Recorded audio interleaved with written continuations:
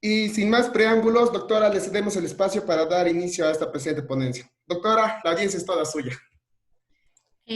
Muy buenos días a todos los presentes, a todos los miembros de la Escuela de Medicina Humana de la Universidad San Cristóbal de Huamanga. Y bueno, el día de hoy, para finalizar la mañana, vamos a tratar el tema de COVID en pediatría, ¿sí? Cualquier inconveniente me avisan porque por primera vez estoy saliendo, chicos. Ya, claro que sí, doctora, no se preocupe. Ok.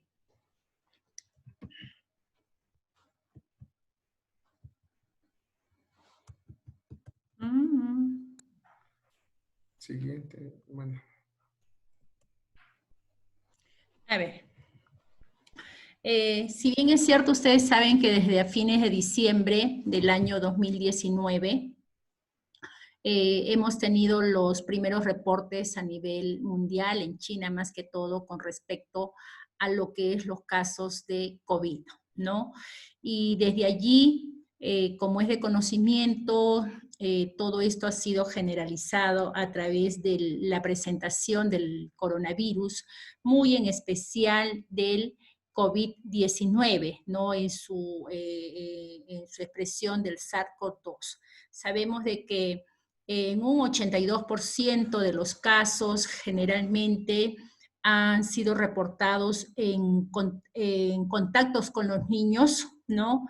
Pero es importante saber de que el 10% en estos reportes que se han dado generalmente corresponde a niños asintomáticos y en un 44 a 50% en niños que tienen fiebre. Entonces, generalmente los casos en relación de mortalidad en relación a los adultos, allá en un inicio era de un 0%. La importancia de nosotros, más que todo de que ustedes tengan que... ¿Me escuchan? Sí, doctora, le estamos escuchando, doctora. Ok, la importancia y creo que el objetivo de esta presentación es que si bien es cierto el SARS-CoV-2 está trayendo bastantes índices de letalidad en los adultos y mortalidad, ¿no? A nivel internacional como nacional en nuestro país, es importante de que no debamos de dejar de lado la parte pediátrica. Y quiero enfocar en esta presente ponencia, más que todo que tengamos objetivos puntuales. Uno de los objetivos es conocer la epidemiología con respecto a la infección por COVID en pacientes pediátricos. 2, actualizar los conceptos de casos confirmados, de casos sospechosos, de acuerdo a la última guía que ha sacado la Sociedad de Medicina Intensiva el 3 de julio, ¿no? Y por último, revisar las pautas más que todos de manejo, porque si bien es cierto, tenemos bastante presentación, notificación de casos de pacientes pediátricos, pero es importante que tenga que quedar claro las pautas de manejo de los principales síndromes clínicos con los cuales vienen asociados los pacientes pediátricos y finalmente resaltar las características clínicas del síndrome inflamatorio multisistémico en niños que actualmente se viene manejando. Entonces, sobre eso vamos a incidir esta mañana. Okay. Es importante que con respecto a la epidemiología, quienes nos notifican y se tiene mayor número de casos, digamos, a nivel internacional, hay que tener de parámetros los casos confirmados que se han presentado en grupos etarios pediátricos, más que todo en Estados Unidos. Como ustedes pueden ver, esta lámina, esta figura, donde presentan los reportes de casos en niños menores de 18 años. Y como ustedes pueden ver, vean desde el mes de marzo cómo van aumentando su número de casos, ¿no? Más que todo las barras celestes, y vean cómo va nuestra curva del reporte de casos acumulados y vean que cómo empieza más o menos hacia el día 12 en los reportes de Estados Unidos y vean cómo nos vamos hasta más o menos el 1 de abril con un respecto de 2.500 casos acumulados, ¿no?, de pacientes positivos con COVID. Pero sí es importante que tengamos que resaltar es lo siguiente, es de que generalmente en este estudio y en este cuadro que estamos presentando fueron incluidos todos los niños preescolares, niños y adolescentes. Asimismo, también en este estudio fueron excluidos 23 casos en niños menores de 18 años, pero que tenían algún reporte de caso asociado a una comorbilidad.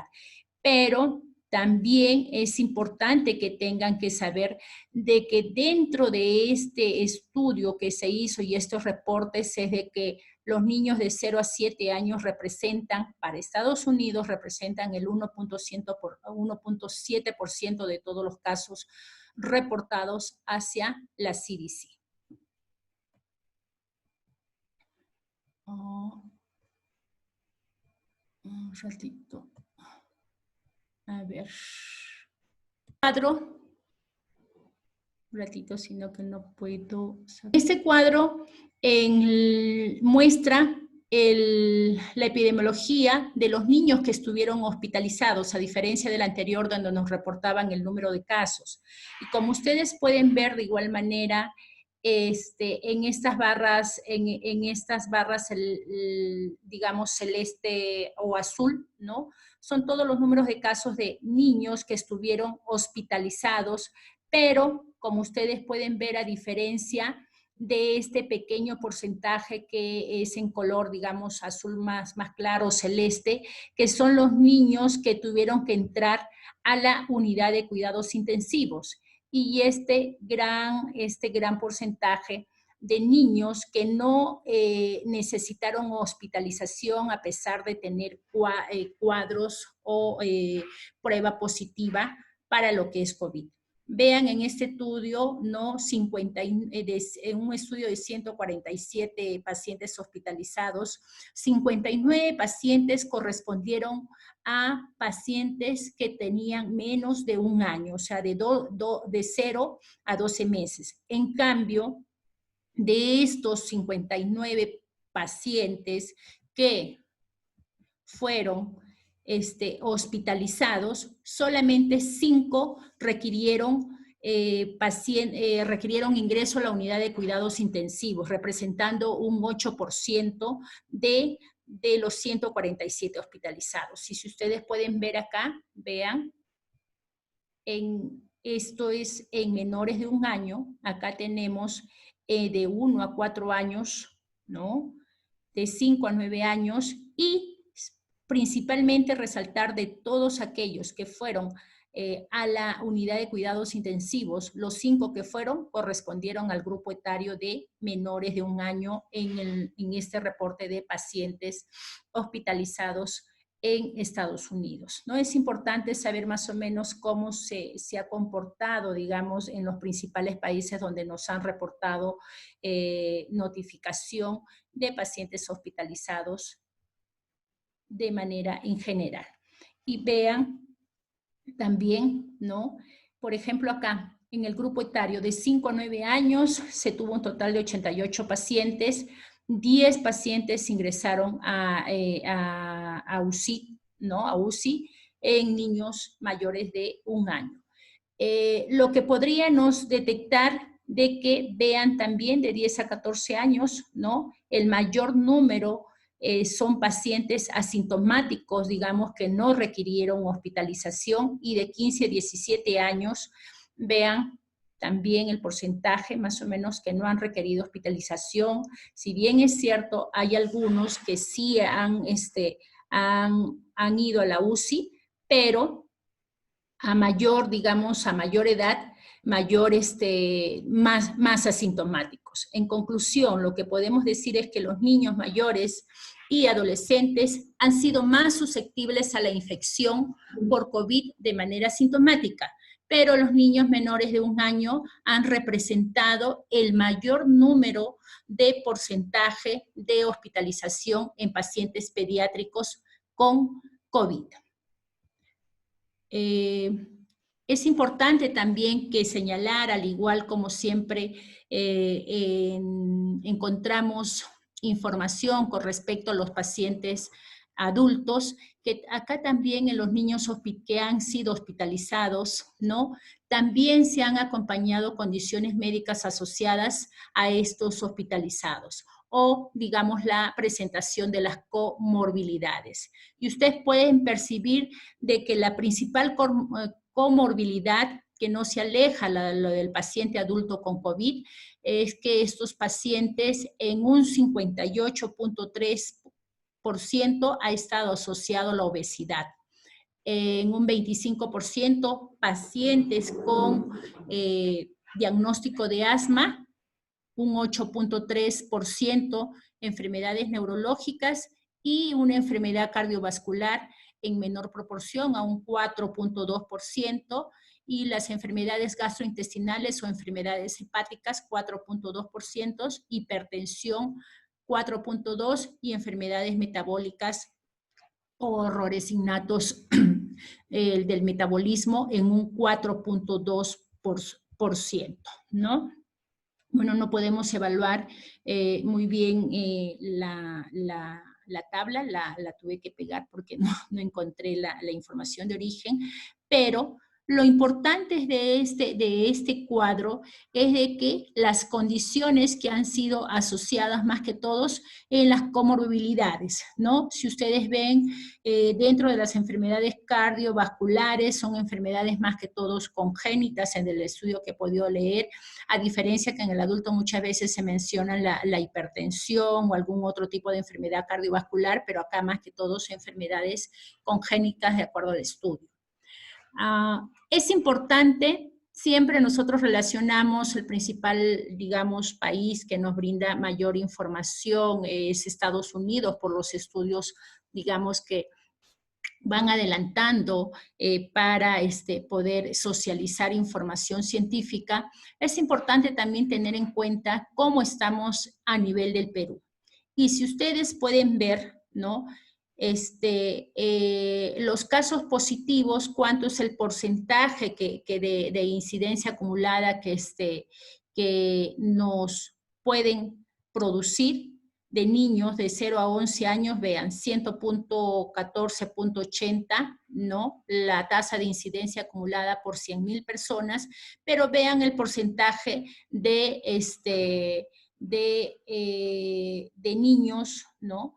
En este grupo etario que representan el 2.6% del total de casos que se han tenido por COVID, ¿no? Los casos positivos, digamos, que representan en este grupo etario, ¿no? De igual manera, los pacientes adolescentes, el porcentaje que representan en base a lo que es la tasa de incidencia, ¿no?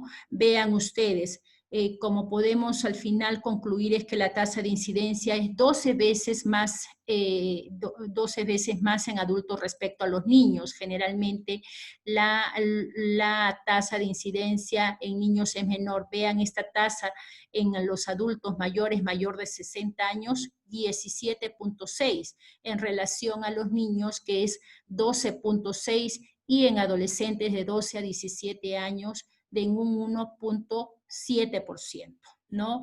Entendiéndose de que en lo que se considera como casos positivos se ha tenido la confirmación a través de la prueba molecular, ¿no? La prueba del PCR en tiempo real, más la positividad de la prueba rápida, ¿no? Y pueden evaluar también la razón de las tasas de acuerdo a cada grupo etario. Si bien es cierto, el mayor número de casos y lo que está generando mayor repercusión en lo que es incidencia de casos es en los pacientes adultos, pero los niños en relación al grupo etario son los menores de 1 año y dentro de ellos en general de 0 a 11 años el 2.6%, ¿no? Para tener una aproximación de la relación del número de defunciones de los pacientes pediátricos en relación a las defunciones totales que tenemos. Como ustedes pueden evidenciar aquí, en total dentro de los pacientes pediátricos hemos tenido 42 defunciones, lo cual corresponde, digamos, a un 0.4% de mortalidad, pero generalmente estas 42 defunciones se han dado considerando el grupo etario de niños y adolescentes menores de 18 años. Hay que tener en cuenta que, por ejemplo, hay algunos países que consideran al grupo etario pediátrico hasta los 19 años. En cambio, en nuestro país consideramos hasta, digamos, los 18 años, ¿no? Vean en total de 18 a 29 años cómo van aumentando las defunciones, pero como ya sabemos y es de conocimiento en general, el número de defunciones en porcentajes corresponde a un 68.9% a todo lo que son los adultos mayores mayor de 60 años, ¿no? Correspondiendo, digamos, al grupo más afectado en todo lo que vamos de la pandemia del COVID desde que se reportó el primer caso desde el 6 de marzo acá en el Perú hasta la actualidad, ¿no? Quizás por ahí alguno de los presentes mencionará o tendrá el interés de saber cómo estamos con respecto al número de casos a nivel regional. Solamente para mencionarles de que todos los casos que se están presentando a nivel nacional en pacientes pediátricos son asintomáticos.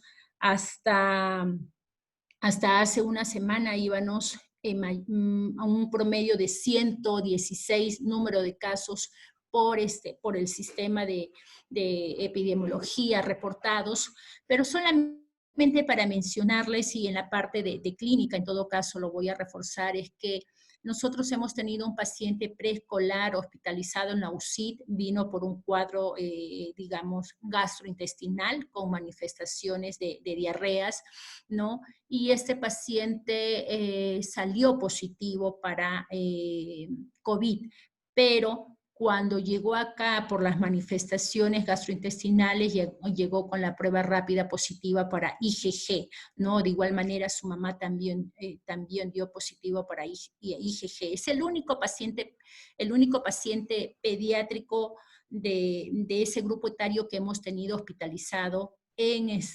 el hospital como paciente positivo, más o menos para que tengan en cuenta la estadística con respecto a las hospitalizaciones en el Hospital Regional de Ayacucho. Tengo entendido que en el Hospital 2 de Salud de Huamanga no se han tenido casos hospitalizados.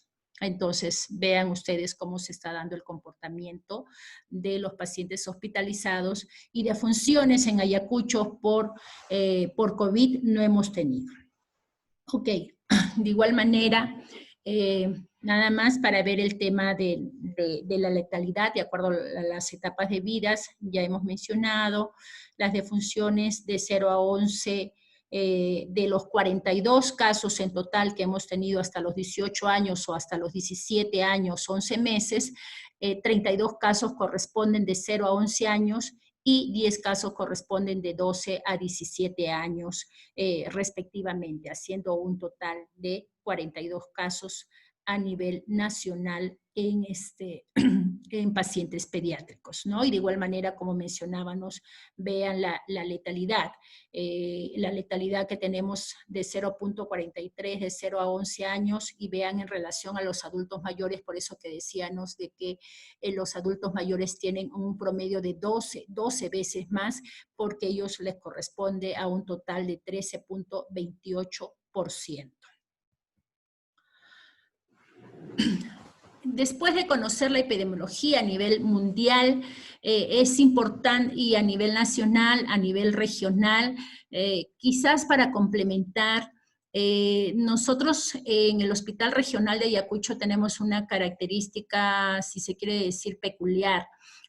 Como ustedes quizás habrán podido escuchar, hemos tenido aproximadamente ya un total de 16 cesáreas, ¿no? Por COVID, ¿no? Solamente para mencionarles que todos los recién nacidos, no aparentemente han estado estables, deben de saber que la transmisión, no hay transmisión vertical de COVID, ¿no? Por la gestación, pero es importante de que tengan que saber cuántos neonatos, hijos de madres COVID hemos tenido y completamente sin ningún síntoma, toda vez de que en ellos no se considera y no existe transmisión vertical. Adicionar de que es importante que tengamos que tener en cuenta cuáles son las definiciones operativas en el paciente pediátrico, ¿no? Más que todo con respecto a lo que denominaremos caso confirmado, caso sospechoso, y dentro de los casos sospechosos tenemos que también tener en cuenta dos criterios: caso sospechoso de alta posibilidad o caso sospechoso de baja posibilidad. Y cuando nosotros vamos a definir un caso sospechoso, ya sea en un paciente lactante, niño o adolescente. Nosotros vamos a hablar de un caso sospechoso en una infección respiratoria aguda o una infección respiratoria leve, ¿no? Cuando tenga 2 a más síntomas de los que estamos mencionando, los que ustedes pueden percibir: tos, dolor de garganta, dificultad para respirar, congestión nasal y fiebre. Como ustedes pueden ver, en una infección respiratoria aguda no hay ningún compromiso de sospecha de dificultad respiratoria, o que yo tenga sospecha de que sea un cuadro asociado a neumonía. A diferencia que en la clasificación de la infección respiratoria aguda grave, sí van asociados a lo que es clínicamente una neumonía. Y esto se acompaña de los siguientes síntomas: fiebre mayor de 38 grados centígrados, tos, dificultad respiratoria, ¿no? Tanto en la frecuencia respiratoria o en la afectación de los paquetes musculares. Y este tipo de pacientes sí requiere de hospitalización a la unidad de cuidados intensivos. En la tercera clasificación tenemos al paciente febril con síntomas no respiratorios, pero que no son explicados por otra causa. O sea, no tiene síntomas respiratorios, pero que pueden tener sospecha de infección por COVID. Y dentro de ellos tenemos los niños que presentan asociaciones con síntomas gastrointestinales, náuseas, vómitos, dolor abdominal. Por lo general, muchas veces este paciente puede llegar a la emergencia con un dolor abdominal agudo para hacer un diagnóstico diferencial de un abdomen agudo versus lo que es más frecuente, la visita del paciente pediátrico con respecto a los cuadros de apendicitis. También se han encontrado manifestaciones dérmicas asociadas a pacientes confirmados con pruebas rápidas, ¿no? Y dentro de ellas las manifestaciones de rash cutáneo tipo urticaria, que se caracteriza más que todo por las lesiones maculopapulares, en algunos casos lesiones tipo purpúricas, ¿no? Similares a la enfermedad del shock tóxico o enfermedad de Kawasaki, ¿no? Que como hemos podido ver en los meses conforme ha ido avanzando esta enfermedad, es de que no solamente el paciente pediátrico pudiera estar asociado, pudiera definirse como un caso sospechoso aquel paciente lactante, niño o adolescente, que solamente tenga, digamos, signos clínicos de una infección respiratoria.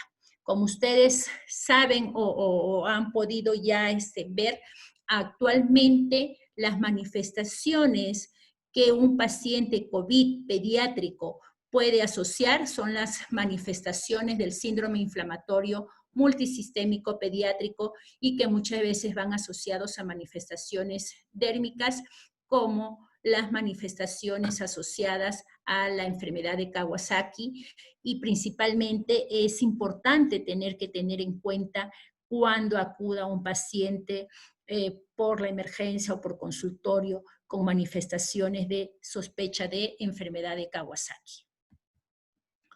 Entonces, de acuerdo a que yo tengo clasificado mi caso sospechoso, le voy a dar dos posibilidades. O sea, una posibilidad alta de que sea caso sospechoso va a estar considerada a aquel lactante o niño adolescente que tenga cuadro clínico sospechoso con un contacto de alto riesgo. ¿Y a quién le voy a mencionar contacto de alto riesgo? Entiéndase de que todos los niños, lactantes, adolescentes, bueno, podríamos decir los niños, los lactantes, el preescolar, el escolar, generalmente ellos están asociados o tienen contacto intradomiciliario con un caso confirmado. Puede ser que la madre, el hermano mayor o el padre tenga que tener prueba rápida positiva para COVID, ¿no?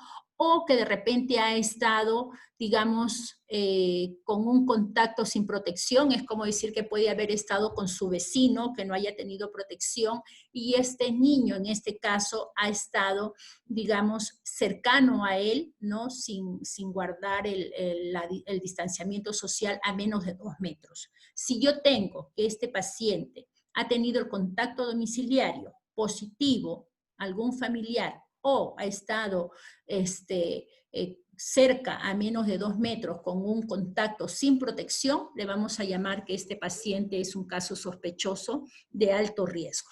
Y cuando hablamos de una posibilidad baja, hablamos de que este paciente puede ser considerado como sospechoso de posibilidad baja cuando tenemos a un lactante, a un niño o adolescente, pero que tiene un cuadro clínico sospechoso, pero sin haber tenido ningún familiar o contacto con prueba positiva o sospechosa a COVID, ¿no? O sea, puede tener los signos clínicos, pero en el domicilio no hay nadie que tenga prueba positiva a COVID o se tenga sospechas de COVID.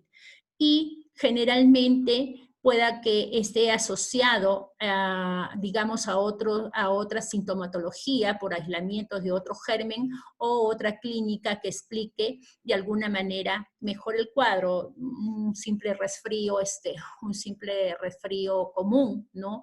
Por un virus sincitial respiratorio, por un adenovirus, pero de que por la similitud de algunos signos clínicos pueda tener la sospecha de COVID. A ese tipo de pacientes le vamos a llamar paciente sospechoso de posibilidad baja. Chicos, ¿estoy bien o muy rápido? Sí, está bien, doctora. Ok, entonces, para nosotros definir al paciente pediátrico, digamos, como caso confirmado, necesariamente tenemos que realizarle la prueba rápida y lo ideal es que se tenga que realizar la prueba del PCR en tiempo real a través del hisopado nasofaringeo. Y les digo por qué necesariamente se tenga que tomar la prueba del PCR, porque ustedes saben que con la gran limitación que tenemos muchas veces de pruebas moleculares, ¿no? Y a veces tenemos un gran porcentaje de traducción en las pruebas rápidas que puedan ser falsos negativos, ¿no? O falsos positivos. Entonces, necesariamente lo ideal es que cuando nosotros tengamos que definir a un caso confirmado en un paciente pediátrico, necesariamente tenga que realizarse la prueba molecular para ver el aislamiento del virus en el momento aparentemente de los síntomas o en el momento de que pueda estar este paciente presentando clínica sospechosa y poderlo determinar como caso confirmado.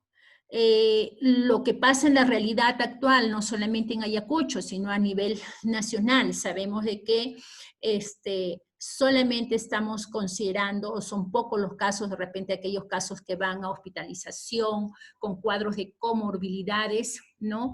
Que se les está haciendo, aparte de la prueba rápida, se les está haciendo la prueba molecular. Pero en la realidad, generalmente al paciente adolescente o al preescolar o al escolar, solamente le estamos haciendo la prueba rápida, estamos interpretando si es que salió IgM o salió IgG, y solamente nos estamos quedando ahí.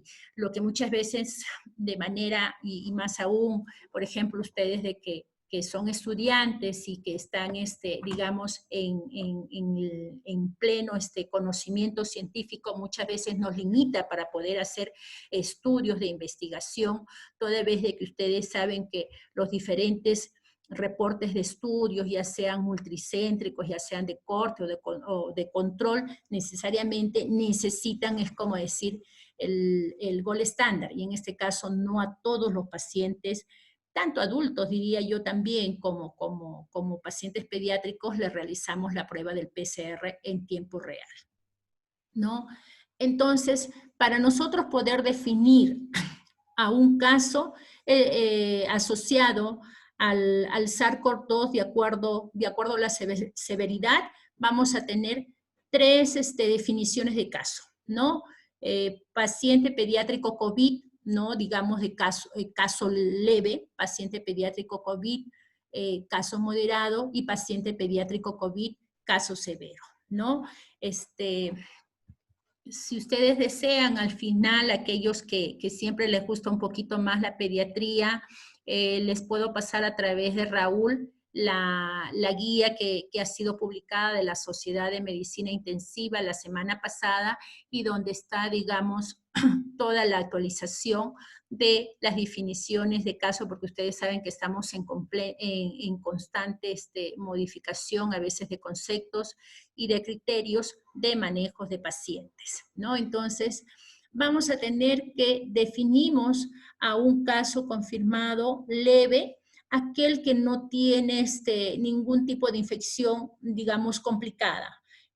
Un caso leve es aquel paciente lactante, niño o adolescente con 2 o más síntomas. Como ya he mencionado, puede tener tos, malestar, dolor de garganta, fiebre o congestión nasal, malestar general, dolor muscular, cefalea, puede estar asociados a deposiciones líquidas, síntomas como ya les he mencionado, manifestaciones gastrointestinales o manifestaciones cutáneas, y no requieren de hospitalización, solamente requiere de aislamiento domiciliario, de las medidas preventivas, de protección personal, dependiente. No es igual ponerle a un niño preescolar de 2 años, chicos, una mascarilla, ¿no? Lo cual es incómodo, a que le tengas que decir a un niño de 9 o a 10 años que tenga que usar su mascarilla. Es importante también educarlos y saber aplicar en ellos cómo es que les vas a ayudar para que hagan uso de las medidas de protección personal, ¿no? Y es importante de que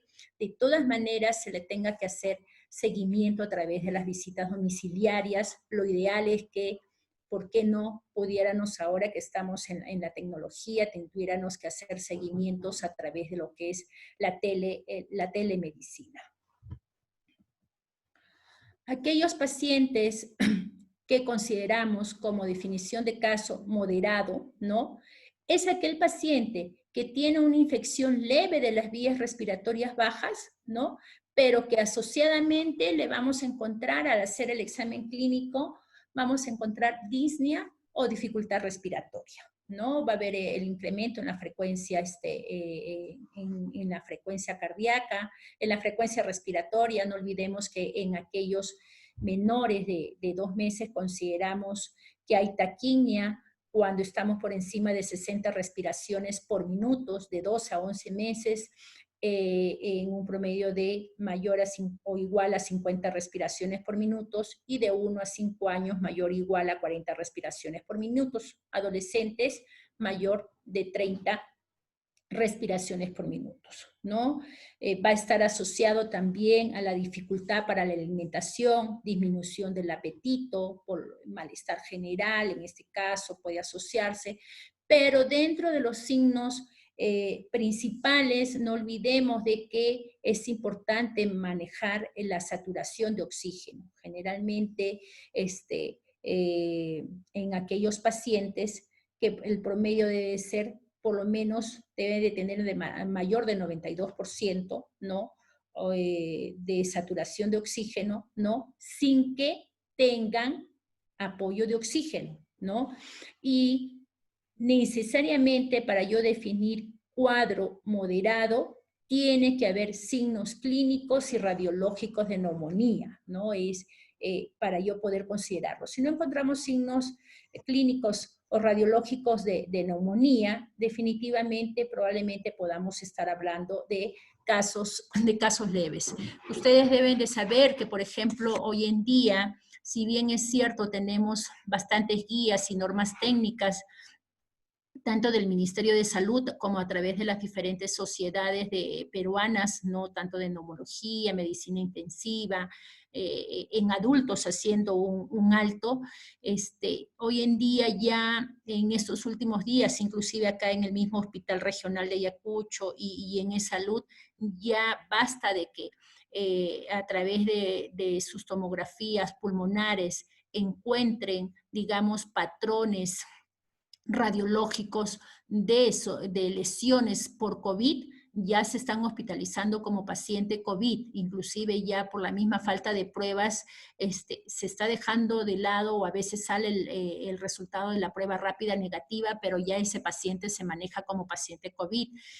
Miren ustedes cómo estamos llegando, digamos, ya a los diagnósticos, porque prácticamente a nivel regional podríamos decir que estamos casi a punto de colapsar. Les comparto con ustedes, tengo un hermano que trabaja en COVID, en eSalud. Justo antes de iniciar la ponencia con ustedes, me comentaba de que tienen 39 pacientes hospitalizados en eSalud hasta el día de hoy. Solamente le queda 2 camas y estaban, digamos, si se quiere decir, bien preocupados todos los funcionarios porque no les ha llegado el oxígeno el día de ayer y solamente hasta tenían oxígeno para 3 horas y estaban tratando de comprar hasta que llegara digamos, el oxígeno de la planta de Praxair. Estaban tratando de comprar en los diferentes puntos locales que venden por menor de acá de Ayacucho para poder cumplir. Entonces, justo yo le preguntaba, le decía, y todos esos casos son con diagnóstico de prueba rápida y prueba de PCR molecular, y justo me comentaba, no, muchos de ellos sí son positivos y muchos de ellos ya están siendo hospitalizados nada más por los signos radiológicos que se están encontrando de patrones de sospecha de COVID en estos pacientes. Hablando propiamente de los pacientes adultos. Entonces, a donde quiero llegar es que conforme vamos avanzando, el panorama de lo que es notificación y reporte de casos, al menos en Ayacucho, se va poniendo un poco preocupante, chicos. Entonces, cuando yo hablo de que tengo a un paciente, digamos, COVID, pero que está catalogado como una infección severa, es aquel paciente pediátrico, ya sea lactante, niño o adolescente, pero tiene una infección respiratoria aguda que necesariamente necesita hospitalización en la unidad de cuidados intensivos, ¿no? O en la unidad de cuidados intermedios para cumplir los siguientes criterios. Y estos criterios van a considerarse la dificultad respiratoria severa, dentro de ellos el quejido expiratorio, el politiraje, tanto las retracciones subcostales, intercostales, los disbalances toracoabdominales, ¿no? Pero de manera severa. Aquel paciente pediátrico que tiene una taquiña severa más allá de las 70 respiraciones por minutos en menores de 1 año, aquellos que se consideran mayor de 50, y es importante de que aquí en lo que es una infección severa hay compromiso del estado de conciencia. Ya muchas veces se asocia a estados de letargo o convulsiones. Y aquí sí tenemos que complementar y encontramos alteración de los famosos gases arteriales en sangre, ¿no? Vean ustedes la gasometría, cómo se comportan las presiones, cómo las vamos a encontrar, y más que todo las gradientes a nivel a nivel de la ventilación, más que todo con la asociación del PAFI, menores de 300, ¿no? Y necesariamente estos pacientes necesitan soporte con oxígeno, con máscaras de reservorio o máscaras Venturi, ¿no? Generalmente, en aquel paciente, en este caso pediátrico severo, pero que tienen estos criterios, no olvidemos que siempre debemos de motivar a que primero debemos de tratar de agotar todo lo que es la ventilación mecánica no invasiva, ¿no? Es importante saber que aquel paciente que entra a ventilación mecánica invasiva prácticamente el pronóstico es reservado y el porcentaje que logran salvarse, al menos de los pacientes adultos, lo cual puedo ver es muy poco, ¿no? Entonces, aquel paciente también se considera como una infección severa, aquel paciente que está asociado al síndrome de distrés respiratorio agudo pediátrico, ¿no? El famoso PARS de cualquier gravedad, que puedan estar asociados también a cuadros clínicos de sepsis grave o shock séptico, donde va asociado a trastornos de coagulación, trastornos con daño miocárdico, asociados a elevación de las enzimas hepáticas, asociados a cuadros de rhabdomiolisis, y también puede estar asociado del síndrome inflamatorio multisistémico con, digamos, presencia de lactato sérico mayor de 2. Y no olvidemos que todos los indicadores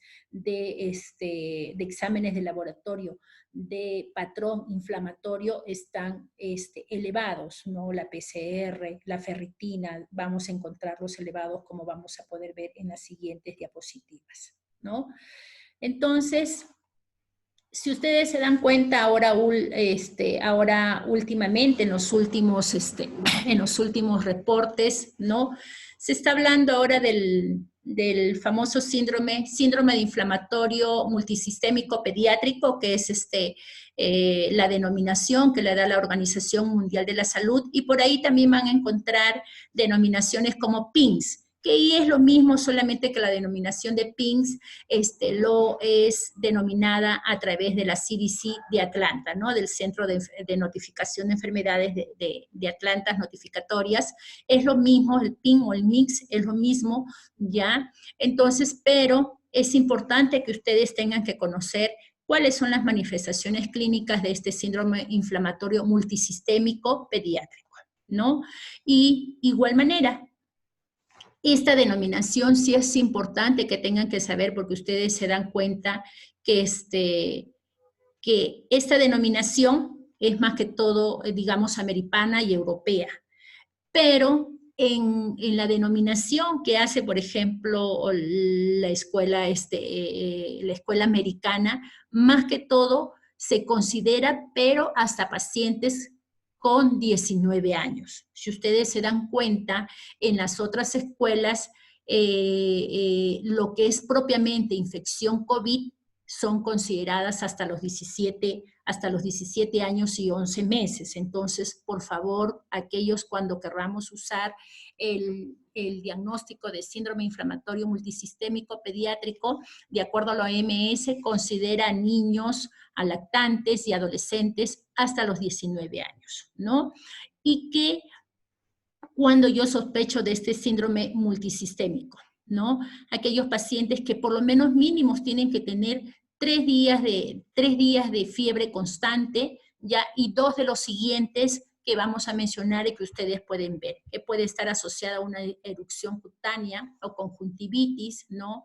No purulenta bilateral, ¿no? O la famosa eyección conjuntival, que también conocemos en algún momento, de repente creo que muchos de los que están presentes escuchando la charla, hemos tenido casos de enfermedad de Kawasaki, donde hemos podido ver, digamos,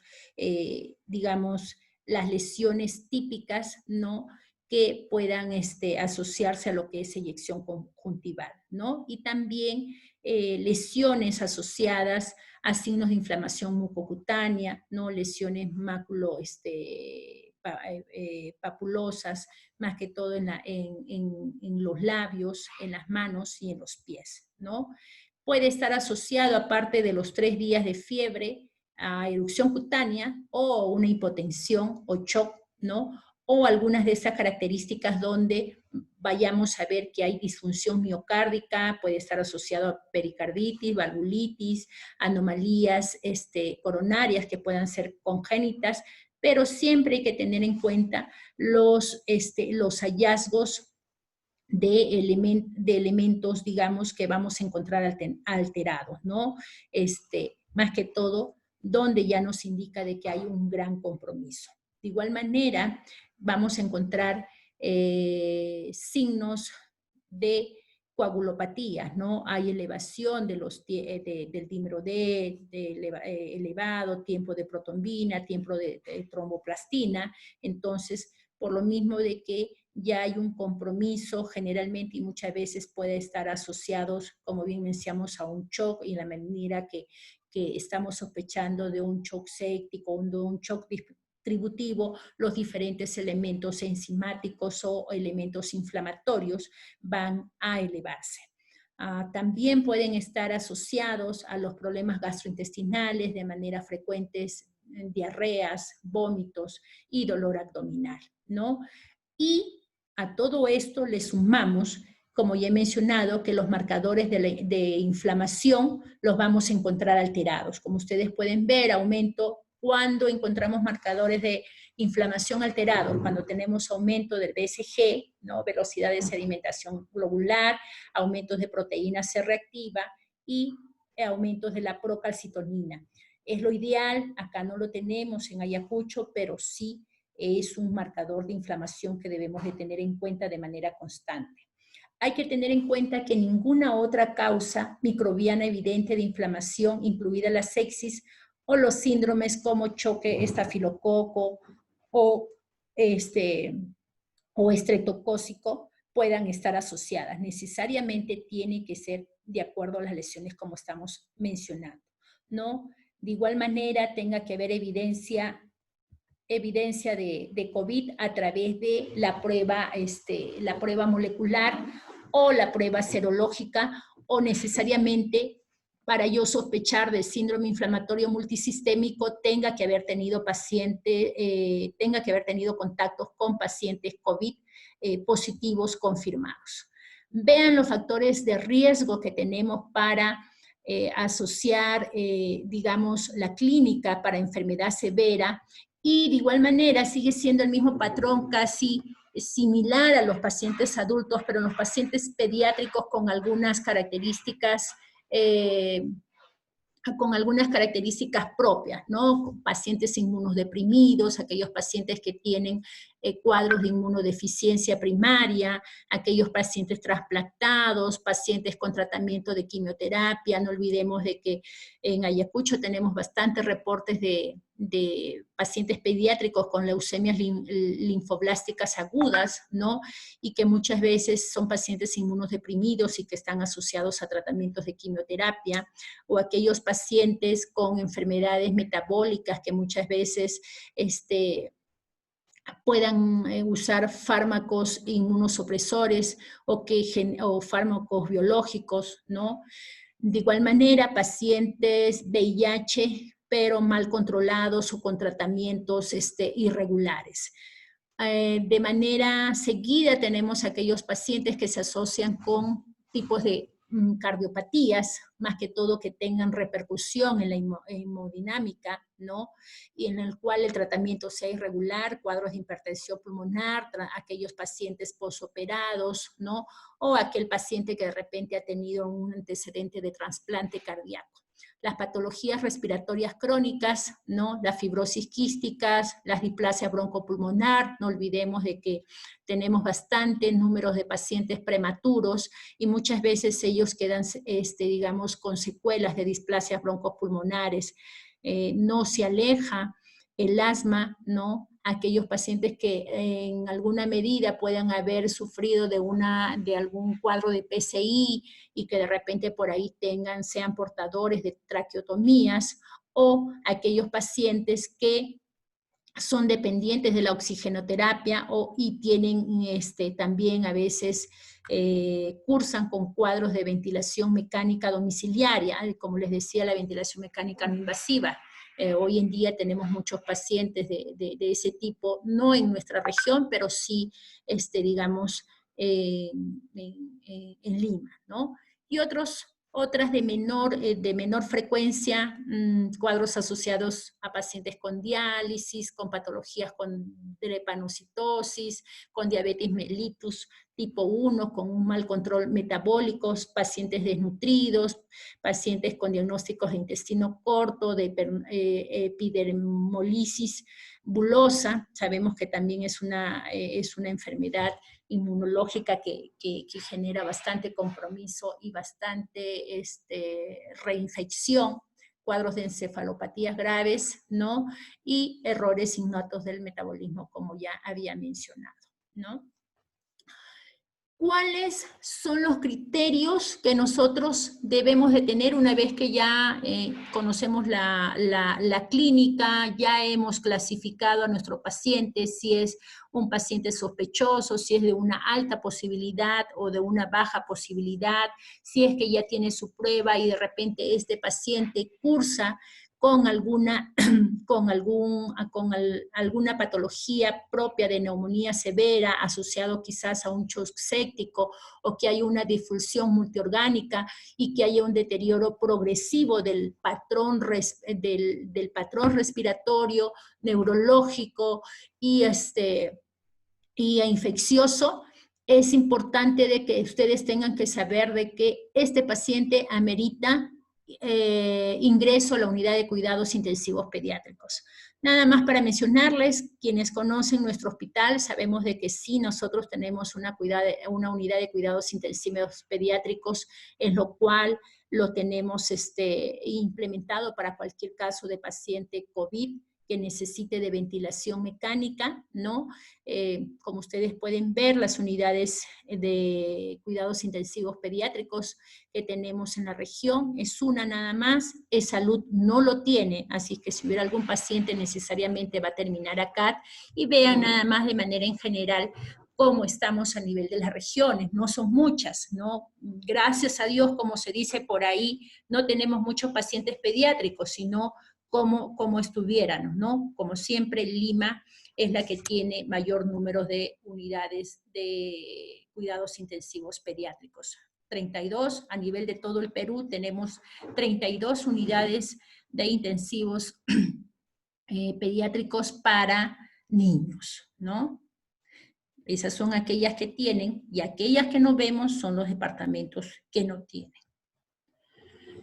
Y lo importante es de que al inicio, pues, todos teníamos el concepto y el conocimiento que, si bien es cierto, el SARS-CoV-2 en el paciente adulto daba más que todo, se caracteriza por manifestaciones propiamente respiratorias, ¿no? Pero debemos de tener en cuenta que en el paciente pediátrico vamos a considerar de que hay un nuevo espectro emergente en niños, no solo por COVID. ¿Por qué un nuevo espectro?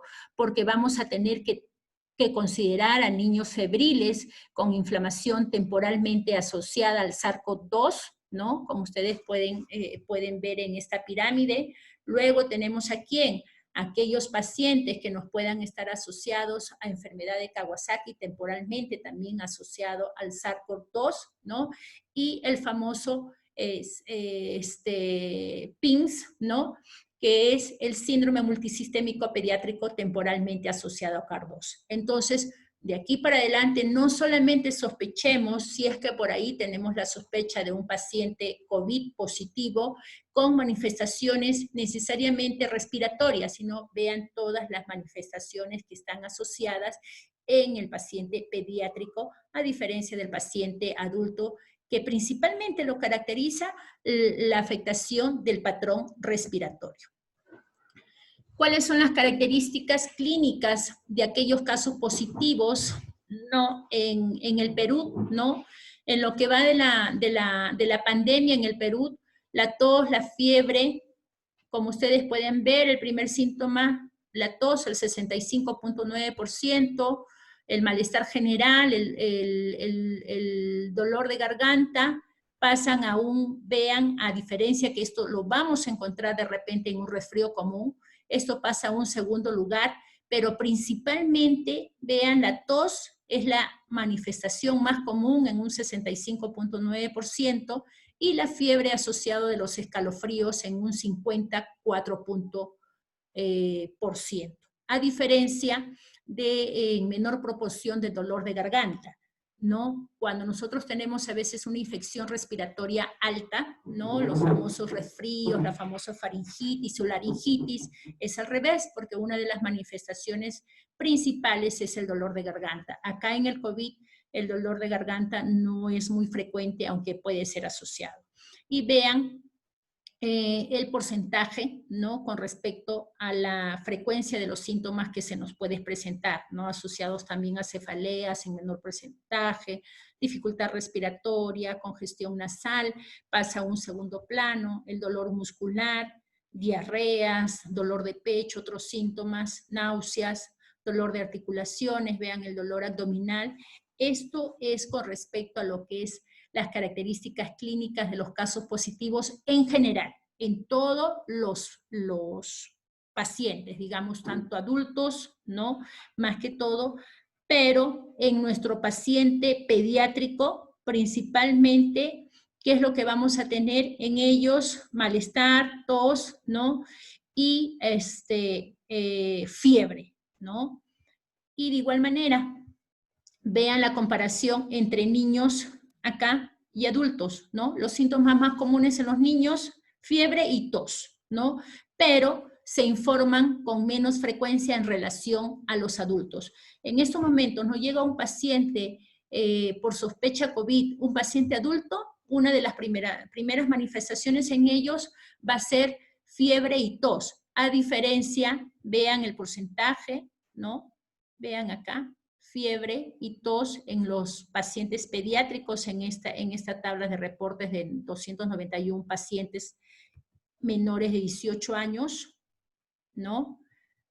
En un 56% y un 54% de prevalencia, a diferencia del paciente adulto, vean que es más frecuente, ¿no? Que se manifiesta en un 71 a un 80%. Ya las manifestaciones de mialgias, de dolores, de dolor muscular general, de vómitos, vean en relación a los pacientes pediátricos, es en menor frecuencia en relación al adulto. Por ejemplo, vamos a encontrar dolores musculares, ¿no? En los niños en un 23%, a diferencia del adulto que se presenta, es uno de las principales síntomas que se presentan en el paciente adulto. Personalmente, bueno, comparto con ustedes, de repente algunos ya lo saben y algunos no, las características de este dolor muscular son muy exquisitas. Quien les habla, he sido ya portadora hace un mes de COVID con IgM positivo. ¿Y qué les puedo decir? ¿No?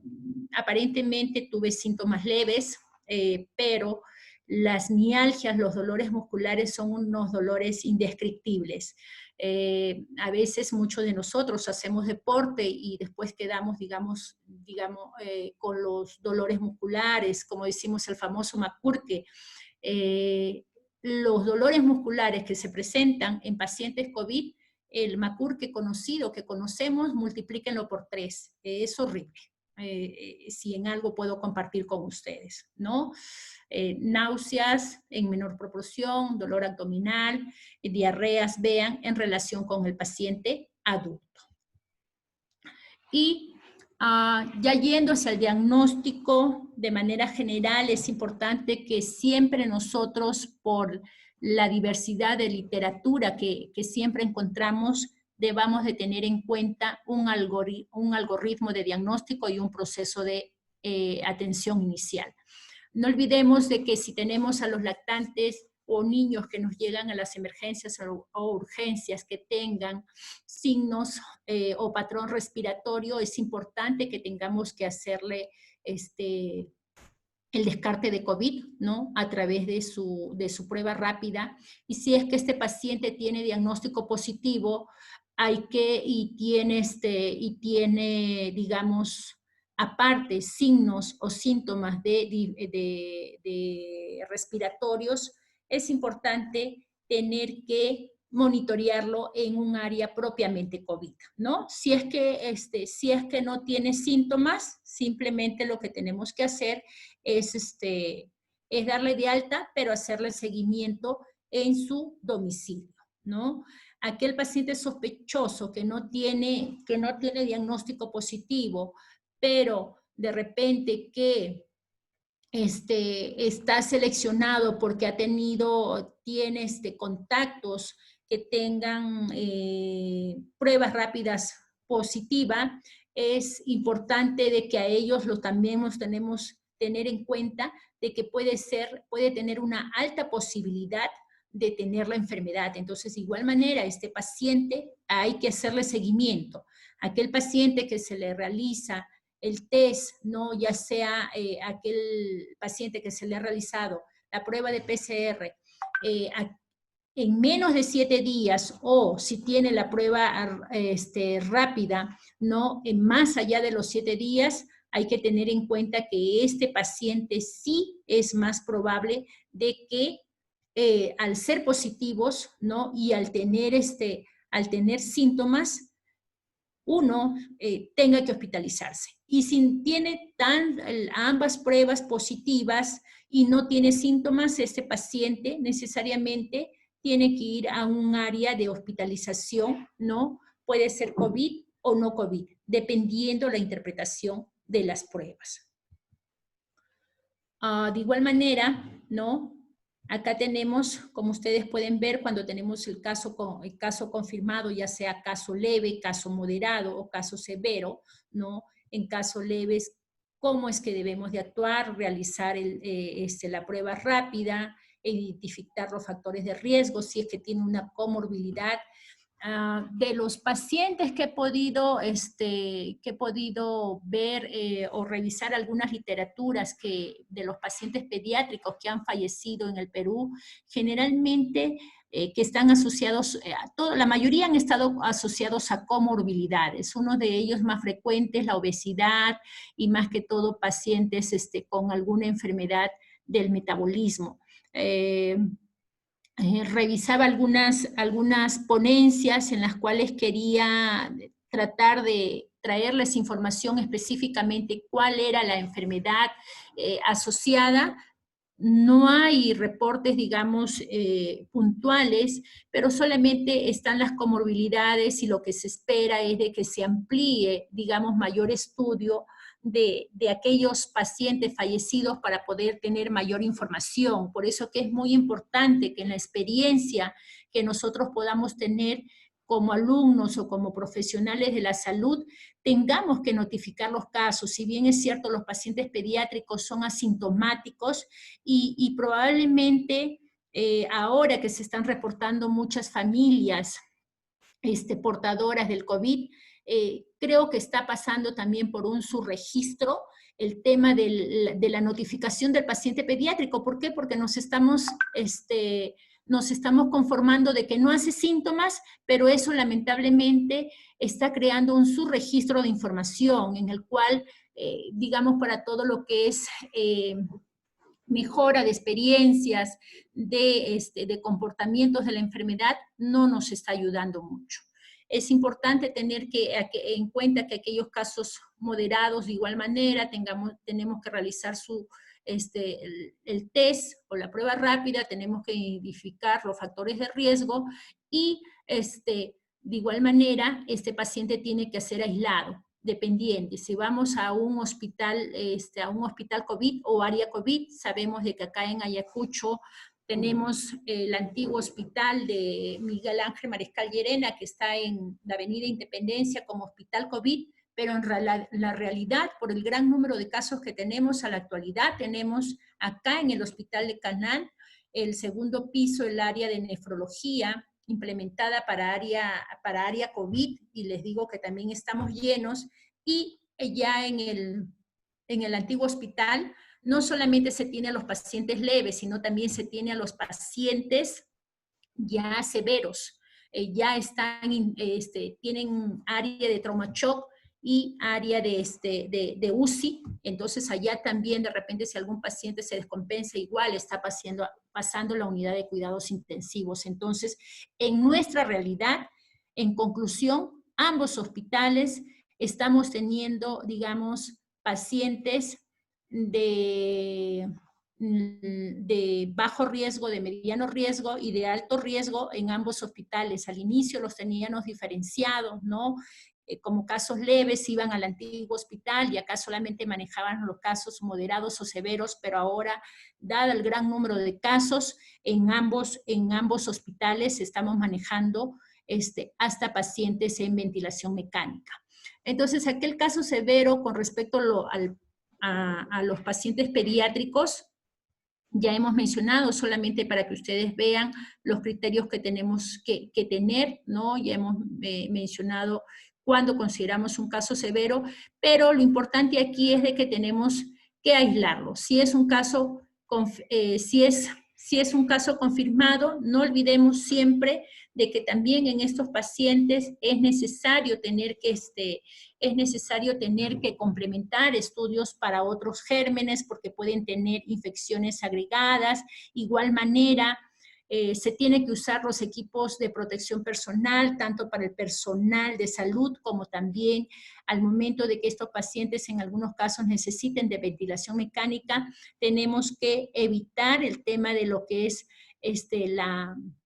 la intubación endotraqueal, ¿no? Directamente tenemos que a veces que priorizar las cánulas de alto flujo, ¿no? Las cánulas nasales de alto flujo, o tenemos que priorizar la ventilación mecánica no invasiva, ¿no?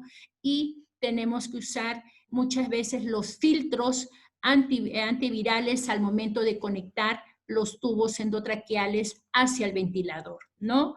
Bueno, aquí en este algoritmo hay un poquito también considerando cuando el paciente ya llega hasta lo que es la unidad de cuidados intensivos.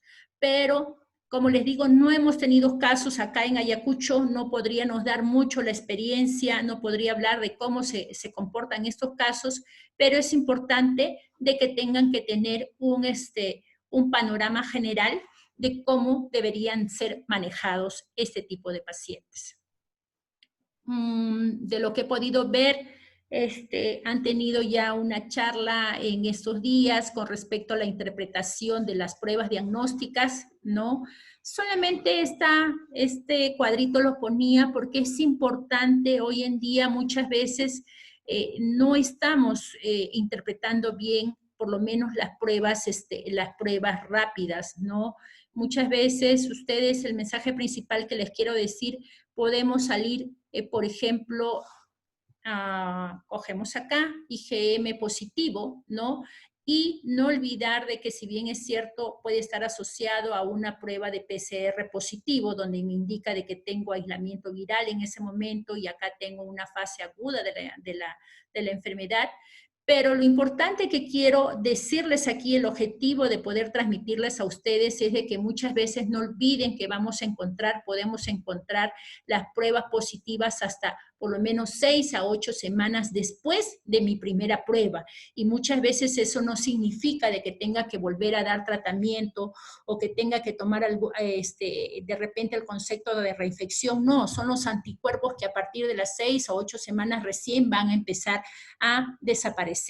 Creo que igual se los dejo allí para la interpretación, pero es importante de que tengan que tener en cuenta, no confundan la permanencia de los anticuerpos que de manera natural se espera que puedan desaparecer hacia las 6 o 8 semanas, no confundan de repente con lo que es reinfección. Es importante que tengan que tener estos conceptos en cuenta y más que todo saber interpretar las pruebas diagnósticas, ¿no?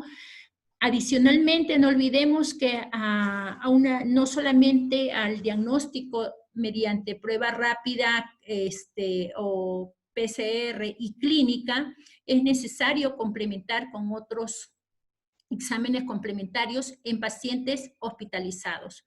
Ya hemos mencionado la proteína C reactiva, que más que todo son elementos para medir el estado inflamatorio, procalcitonina, el hemograma, también para ver si hay alguna alteración asociada en los pacientes hospitalizados. En el hemograma lo que más asociados vamos a encontrar es las linfopenias, ¿no? Las transaminasas, hemocultivos, electrolitos, gases arteriales, que es lo que es el día a día que debe de acompañar al paciente hospitalizado en UCI, ácido láctico, perfil renal, y en aquellos pacientes hospitalizados severos, sí o sí, debemos todos los días monitorearlos con las pruebas de coagulación a través de la troponina, dímero D, deshidrogenasa láctica, creatinina fosfotinquinasa y en algunos casos, pero no lo tenemos, la famosa interleuquina 6. En Ayacucho no lo tenemos.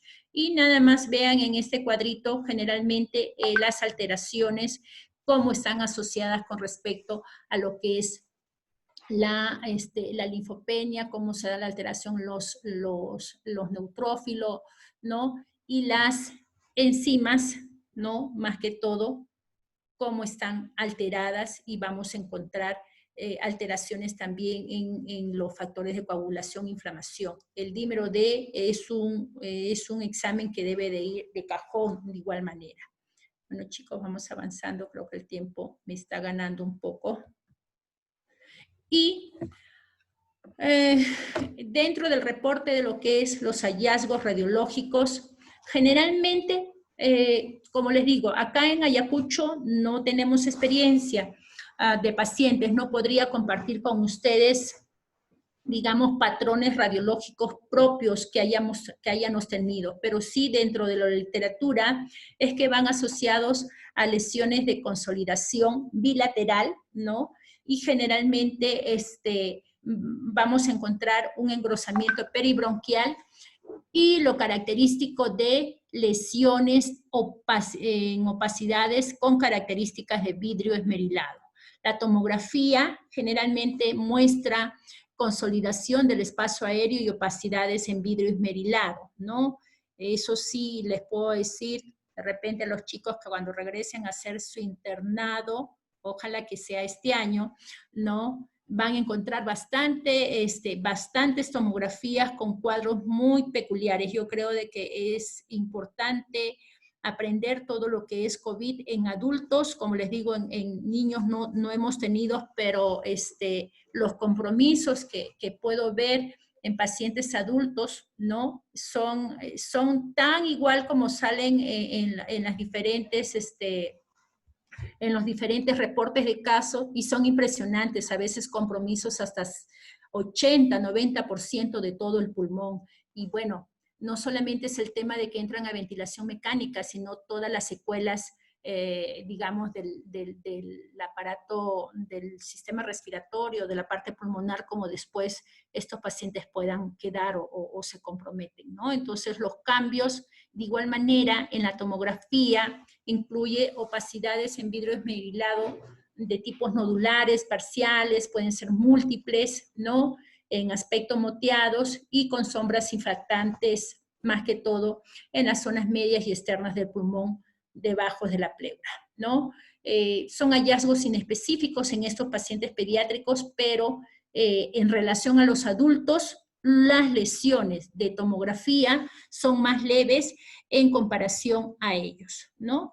Vean, si ustedes pueden ver más que todo, ¿no? Un tipo de patrón bilateral, digamos, si se quiere decir acá, ligeramente se puede ver acá, vean, en vidrio esmerilado, ¿no? Y acá también la afectación por el tema de a nivel pleural. Lo poco que puedo compartir con ustedes no es de acá.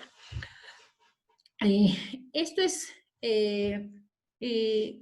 trato de, ¿cómo se llama?, de darles un clic así, más o menos, cómo es que deben de ser manejados los pacientes con síndrome de distrés respiratorio severo, pediátrico, ¿no? La famosa severidad del famoso PARS, ¿no? Vean nada más en cuenta de manera general todos los criterios que se deben de tener, ¿cómo se llama?, de inicio. Lo primero, el enfoque, el mensaje que les quiero dar es de que el primer enfoque de paciente en el manejo con síndrome de estrés respiratorio severo en primera línea es a través de la ventilación no invasiva, o el famoso CPAP, o a veces la máscara de reservorio. Ya después de esto, de esta primera línea, si es que no puedo mantener el objetivo de mi saturación entre un 92 a 97%, recién debo de pensar, digamos, o no tenga el CPAP, o no tenga el aparatito de la ventilación no invasiva que pueda poner en modo CPAP, ahí recién debo de considerar la famosa ventilación a través de las cánulas nasales de alto flujo, y que de igual manera me mantengan las saturaciones entre 92 a 97%. Bueno, si definitivamente uno de los dos, tanto al haber brindado ventilación no invasiva a través de CPAP o al haber brindado ventilación a través de ventilación a través de cánula nasal de alto flujo, definitiva no nos queda más que intubar, ¿no? Y bueno, todos los parámetros que debemos de tener para los criterios ventilatorios que debo de mantener en lo que es la ventilación mecánica. Para mencionarles nada más que de la intubación pasamos directamente a la conexión del ventilador mecánico. Evitamos dar la ventilación a presión positiva por el tema de lo que podamos generar aerosoles en estos niños. Y ya una vez que tenemos el tratamiento, pasamos a lo que es propiamente el manejo o tratamiento. Solamente para mencionarles, es de que en los diferentes estudios de las diferentes escuelas latinas, americanas, ustedes saben que España también ha reportado bastante, y de igual manera estudios que se han podido encontrar de China. El paciente pediátrico, pues a diferencia del paciente adulto, solamente para concluir, no hay uso de la ivermectina, por ejemplo. Si bien es cierto, sabemos que la ivermectina produce un efecto antiviral en el paciente adulto, pero en el paciente pediátrico no. De igual manera, lo que hemos encontrado, más o menos, es un estudio multicéntrico, ¿no? Donde trata, más que todo, de responder a estas 4 preguntas, si es que hubiera la posibilidad de usar antivirales, ¿no? Y como ustedes pueden ver, la primera pregunta que en este estudio multicéntrico se hace y que ha sido reportado en abril del 2020, es de que daría agentes antivirales. Los agentes antivirales están indicados en niños por infección COVID, la primera pregunta que se establece en este estudio multicéntrico, ¿no? Y vean ustedes, no solamente se da terapia de soporte y considerar de repente una terapia antiviral de una manera única, ¿no? O sea, evaluar de qué caso se trata. Si es que se usara, lo ideal es que se debería de ingresar a un ensayo clínico, toda vez de que este estudio multicéntrico nos dice, y una de las tantas conclusiones es de que no se ha encontrado mayor, mayor indicación y no se ha encontrado mayor efecto, ¿no? Entonces, si se usa, como bien dice, y no hay un ensayo clínico, lo ideal es solamente monitoreo adecuado y la evaluación por infectología.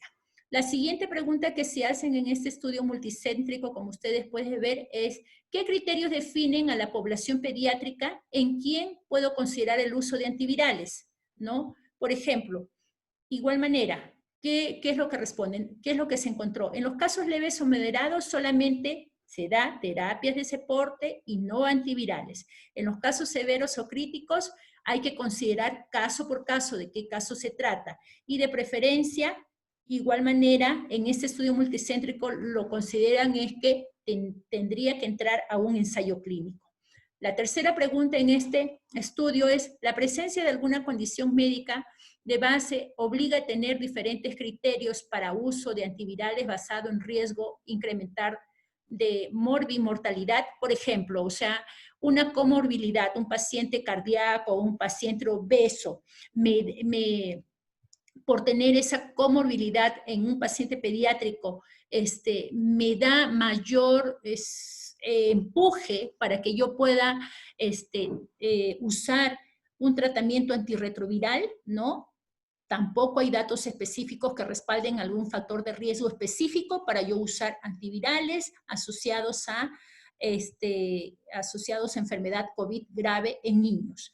Y la última pregunta que responde en este estudio, ¿qué agentes antivirales, de ser el caso, se prefieren si se opta por dar alguna terapia en algún tipo de paciente? No digamos que hayamos encontrado un paciente con alguna patología donde estamos viendo de que sí, pues pudiera meritar. Lo único que se ha encontrado en relación a otros estudios y que coinciden es de que no hay antivirales con una eficacia comprobada. Si es que se usara algún antiviral, en este estudio multicéntrico recomiendan de que pudiera ser el Remdesivir, ¿no?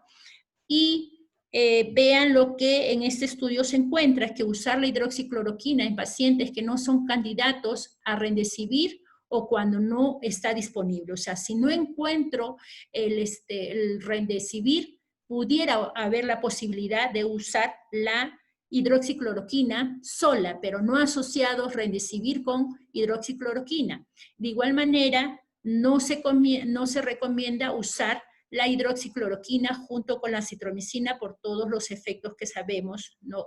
De alteraciones, ¿cómo se llama? De alteraciones cardíacas que nos pueden producir. En conclusión, de igual manera, tampoco no hay un consenso con respecto a los diferentes antivirales que se están usando en pacientes adultos y más que todo aquí, en este estudio, no encuentran de que haya un consenso respecto a lo que es lopinavir o ritonavir, ¿no? Entonces, más o menos ustedes pueden tener en cuenta que al final el tema de los antivirales también, a diferencia de los adultos, es un tema controvertido y no se usa. Hay que estudiar caso por caso y verdaderamente debe de tener una evaluación. Bueno, espero, creo que con algunos minutos, espero haber contribuido y que ustedes puedan tener en cuenta que si bien es cierto la población pediátrica es una población que no presenta muchos síntomas, ¿no? Que generalmente son asintomáticos, pero que sí amerita que tengamos que tener registro de casos, ¿no? Es importante para nosotros poder tener experiencias científicas y poder contribuir, digamos, a mejorar capacidades y conocimientos. Esta fotito es del niño que le decía que hemos tenido en UCITE. Es un niño de 2 años que llegó con un tiempo de enfermedad de 3 días, que había tenido deposiciones líquidas, pero llegó más que todo por la sospecha de un cuadro de obstrucción intestinal. Este niño, al diagnóstico de inicio, todo niño ahora que está entrando, le sacamos su prueba rápida, le salió IgG positivo, ¿no? Hizo un cuadro de sepsis a punto de partida gastrointestinal, ¿no? Y bueno, se ha mejorado, ya se fue de alta, pero como ustedes saben, las limitaciones que tenemos es de que no tenemos, por ejemplo, todos los exámenes para poder monitorearlo, ¿no? Hubiéramos querido de repente en algún momento querer reportar el caso, pero ustedes saben que para un reporte de caso son muy exigentes y pues nos quedamos cortos a veces solamente con la presunción clínica de lo que puede haber tenido. Él estuvo hospitalizado en nuestra UCI pediátrica, ha estado aproximadamente como 22 días y recién el día de ayer se fue de alta. Muchas gracias, chicos, y bueno, si hubiera alguna pregunta para poder compartir con ustedes. Muchas gracias, doctora, por su ponencia, por el tema que estamos viviendo, la coyuntura del día de hoy. Sí, doctora, sí hay preguntas por parte de la audiencia. Iniciamos con la primera pregunta, doctora, de parte de Derce Centeno Guía. Muchas gracias por su excelente ponencia, doctora. En los pacientes atópicos o con diagnóstico de asma, ¿cómo podríamos diferenciar la exacerbación de su patología existente de un cuadro presuntivo de COVID? ¿Qué síntomas justificarían a su aislamiento? A ver, cuando nosotros tenemos un paciente con asma, lo primero que para poder sospechar, sí o sí le tenemos que sacar de sí su prueba rápida. Supongamos que la prueba rápida nos sale ya sea IgM positivo o IgG positivo, bueno, no, aparentemente nos ayudaría más rápido al diagnóstico, ¿no? Pero no olvidemos de que, como bien he mencionado, el paciente COVID no tiene tratamiento específico. Entonces, nosotros lo que tenemos que, en este caso, con paciente asmático, lo que tenemos es que hacer una buena anamnesis si es que este paciente no ha abandonado tratamiento, o de repente qué factor de riesgo ha exacerbado de que me pueda haber hecho una crisis. Entonces, es importante de que a este paciente asmático tengo que evaluarlo, y si yo encuentro prueba rápida negativa. Aparte de eso, tengo que ver los factores de riesgo, que no haya tenido contacto intradomiciliario, donde hay algún familiar, papá, mamá o hermanos. Eso me aleja más de que de repente este paciente puede ser un paciente sospechoso de COVID, y solamente lo sigo manejando como paciente asmático, tal como nosotros manejamos cualquier crisis asmática. Ahora, es diferente que de repente un paciente asmático me llegue en una crisis asmática severa y ahí amerita hospitalización. ¿Pero por qué? Por la crisis asmática, más no por el COVID. Sin embargo, no deja también, de acuerdo al examen clínico respiratorio que yo haga, no deja de existir la posibilidad de que tenga que sacarle alguna radiografía de tórax dependiendo los ruidos que yo encuentre. Muchas gracias, doctora. La siguiente pregunta es por parte de Keiko Quinto Palomino. Hola, Excelente. Keiko. Sí, de Keiko. Excelente ponencia, doctora. Muchas gracias. Mencionó que con algunos signos radiológicos se considera la hospitalización de los pacientes como caso sospechoso. ¿Cuáles serían estos signos radiológicos? Miren, de lo que estamos teniendo, les comparto lo que estamos encontrando en los pacientes adultos, porque como les digo, en pacientes pediátricos y en este niñito que ustedes están viendo que hemos hospitalizado, no encontramos patrón radiológico. En los hallazgos que estamos viendo en las tomografías, ¿cómo se llama? En las tomografías pulmonares, lo que estamos encontrando es el patrón de vidrio esmerilado, ¿ya? En los pacientes adultos, y el patrón en H. No sé si ustedes han leído que en los reportes tomográficos, ¿no? Y en los reportes radiológicos de las radiografías de tórax, digamos, es característico el patrón en H de afectación radiológica. Entonces, eso es lo que estamos encontrando, ¿no? Y generalmente el paciente que está afectado de COVID y que va a ventilación mecánica, el compromiso no es menos del 60%, ¿no? Justo el día de ayer, bueno, comparto con ustedes, yo estoy en el equipo técnico de COVID del hospital, y si bien es cierto, estoy aprendiendo bastante porque estamos compartiendo mucha información que tenemos de los diferentes pacientes, pero justo el día de ayer veíamos una tomografía que tenía el patrón característico de vidrio esmerilado, ¿no? Y el patrón en forma de H, y era un paciente que tenía el 80% de compromiso pulmonar. Entonces, eso es lo que estamos encontrando. Ya sea tanto en la radiografía de tórax como en la tomografía, estamos encontrando el patrón de vidrio esmerilado típicamente como afectación de un paciente COVID. Ok, doctora, muchas gracias. La siguiente pregunta es por parte de Lisette Yomira. Doctora, gracias por su exposición, doctora. ¿En qué pacientes pediátricos no se recomienda el uso de remdesivir?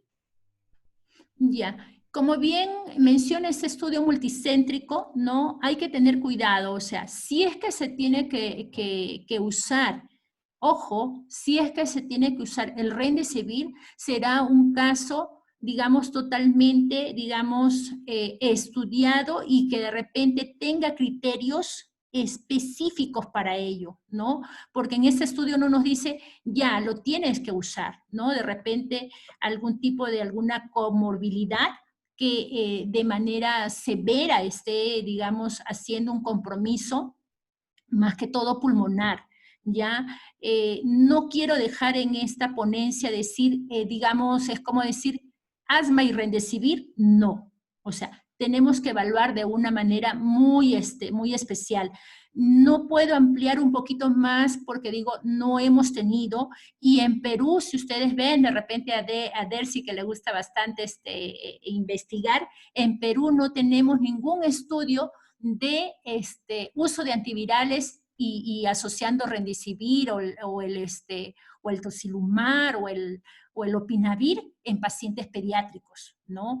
O sea, si bien es cierto, este estudio multiocéntrico se hace en pacientes pediátricos, pero no es concluyente. Entonces, por favor, el mensaje que les quiero decir es que no vean el remdesivir como una acción antiviral para una comorbilidad específica, no. Más no pudiera dar mayor experiencia porque no la hemos tenido acá y como les digo, no he encontrado estudios de uso de antivirales, digamos, de ventaja de un grupo con otro grupo de estudios, no en pacientes pediátricos. En Perú no lo he encontrado, solamente ese estudio multicéntrico.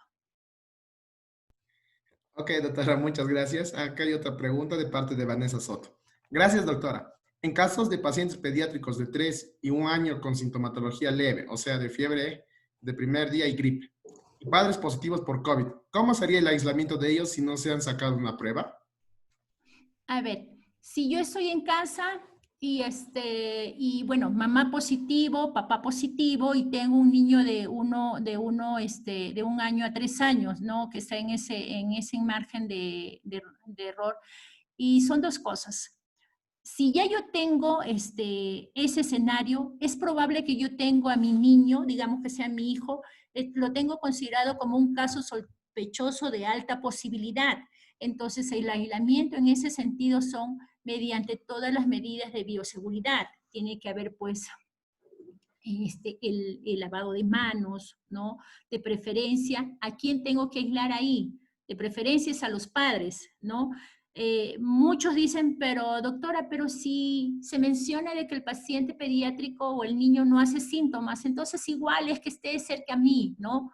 Si bien es cierto, un paciente pediátrico no es asintomático, pero hay que tener cuidado, no cometamos el exceso de confianza de tenerlo allí, ¿no? De preferencia, ¿qué haría yo? ¿Qué es lo que hacemos? Aislamos a los papás, porque no se olviden de que si hay un niño, es probable de que hayan otros miembros de la familia, ¿no? ¿Por qué? Porque los padres, ellos, dependiendo de sus síntomas, la sintomatología no es igual que el niño pequeño y es probable de que ellos sí tengan tos, que ellos sí puedan estar generando aerosoles y que si bien es cierto el niño por el tema del COVID pueda ser asintomático, no hacer síntomas, pero pueden de repente presentarse coinfecciones de otro tipo de manera viral.